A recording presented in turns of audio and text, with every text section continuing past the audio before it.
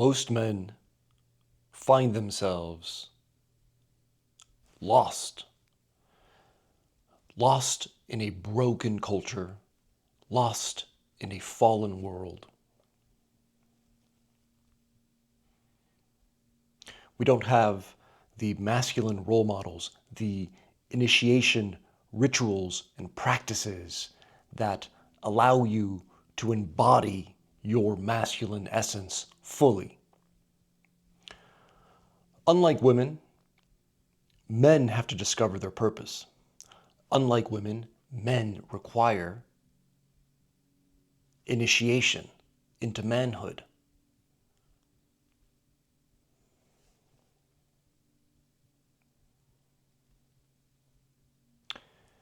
In the book, The Hero with a Thousand Faces, Joseph Campbell talks about New Guinea tribesmen who would grab the young boys when they were ready. And in a plot where the women were in on it, they would break into their little huts or tents in the middle of the night and take the children from the mother. The mother would put up a fight, but of course, she wasn't capable of defending off the men who would come in with masks on, with robes, dressed in foreign clothing, dressed in a manner that terrified the young boys. And these masks that they were wearing would represent the gods of the tribe. They would gather the boys, and then they would make each one of them fight with these men in masks, in essence fighting with a god. Now, from the perspective of the boy, this was terrifying.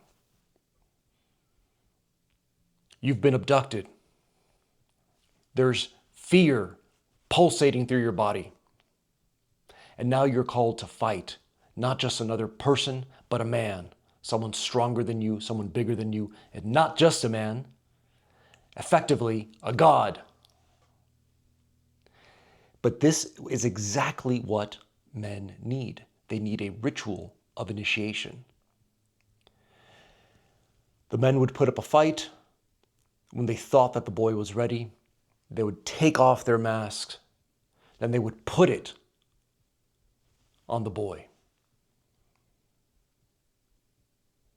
in a demonstration that they were ready to enter manhood and into the world of the masculine.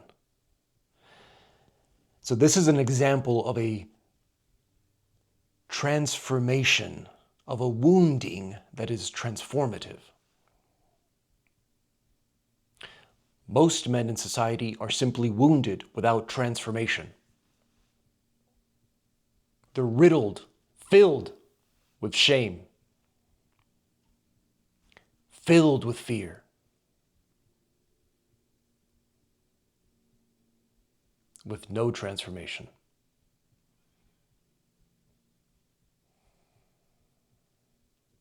And I can relate. I'm a part of the system too. That's how I know it exists. But you hiding, you putting on this ego mask, this ego defense, pretending you have your shit together, attempting to hide your insecurity because you don't trust other men, does not serve you. It keeps you weak. It keeps you small.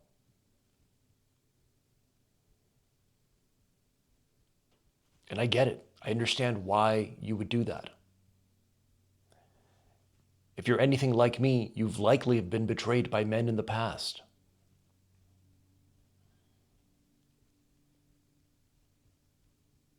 You've likely been humiliated, bullied, beaten up, violated in your soul.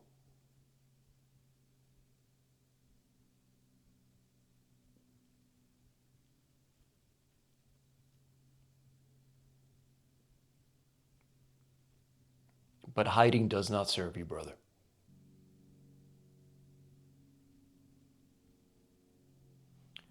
Your lack of trust mirrors itself in the outside world.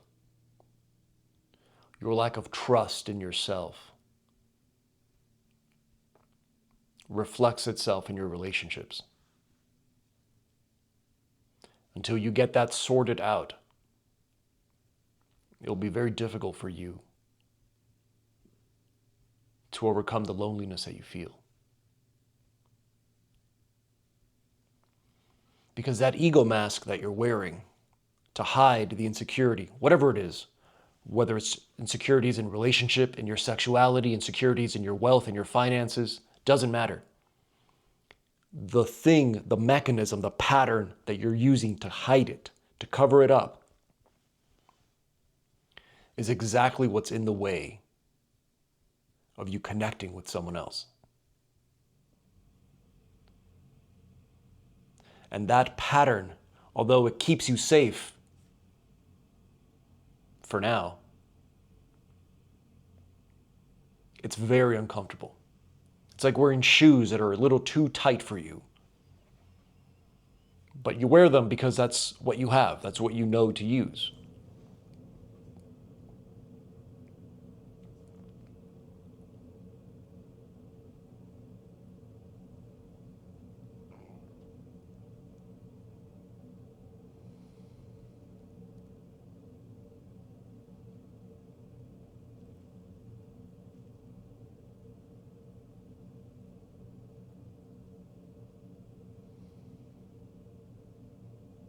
It's brittle. The mask is brittle. That's the problem with it. It might appear like a protective, defensive mechanism, but it keeps you isolated. It keeps you disconnected, not just from others, but from yourself. The mask disconnects you from you because you haven't yet proven to yourself that you can be a safe enough container for the insecurity to bubble up and to be processed out of your system.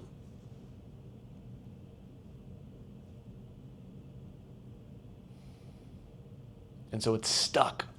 It's rooted in you. And it feeds on the shame and the fear underneath it.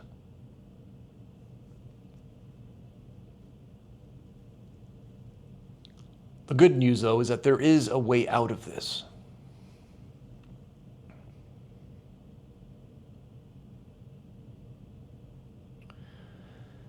And it's really an invitation to move from loneliness to solitude.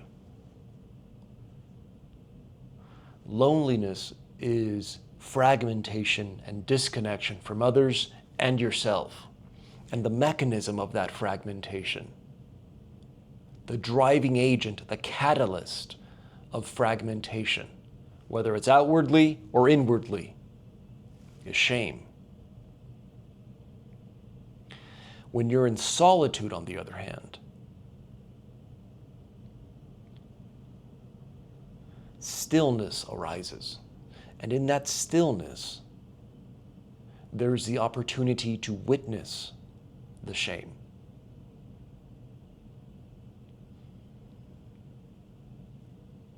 And it's in that witnessing, in that non-judgmental, I'll say that again because it's so vital, non-judgmental presence, that witnessing presence, the same presence that is knowing these words right now as I'm speaking. That knowing, if you abide in that, through stillness, without the ego mind coming in and judging it and trying to control what you're experiencing. I shouldn't do that. I shouldn't say that. It shouldn't be this way. Whatever it is, whatever judgment or should it has, dropping that entirely and abiding in the stillness, in the depths of you. It's in there that you have the ability to both witness the shame, allow it to flourish like a poisonous plant, letting it bloom, removing any resistance whatsoever from it. No interference. You could say, one perspective, it's not the only one, is that you become the shame. Now, this can sound very difficult. This can sound very challenging because we do everything in our lives to avoid shame. We hide, we deflect, we distract. Everything is an attempt to avoid what's inside. And one of the most uncomfortable things inside is shame.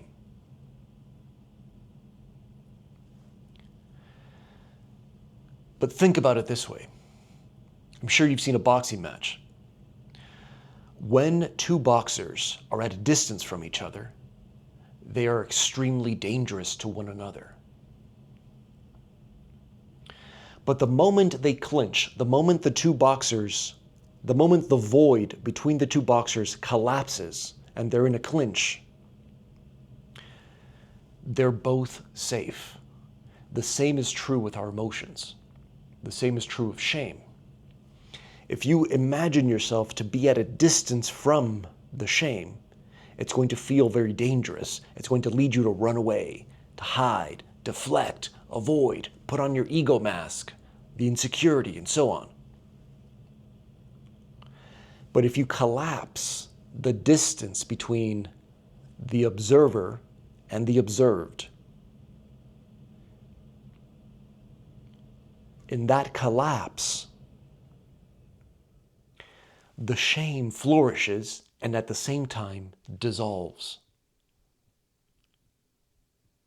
Because the resistance, the one who's resisting the shame, is no longer there to resist.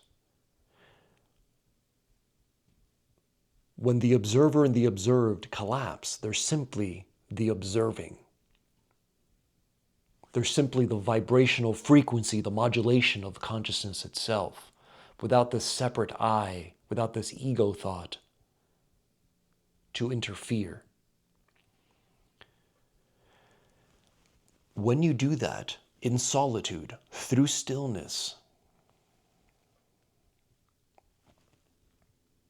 you'll notice that you'll begin to remove all of this clogged up energy that is diminishing your vibrational frequency. All this clogged up energy that is manifesting itself and reflecting itself in your world. Through painful relationships, avoidant relationships, through an inability to connect with others, through loneliness. All of that is being mirrored from your inner world. And this is the mechanism, this is the way in which you mobilize all of this shit out of your system and overcome the inner loneliness you're experiencing. Because I know it's there. You wouldn't be watching this video if it wasn't there.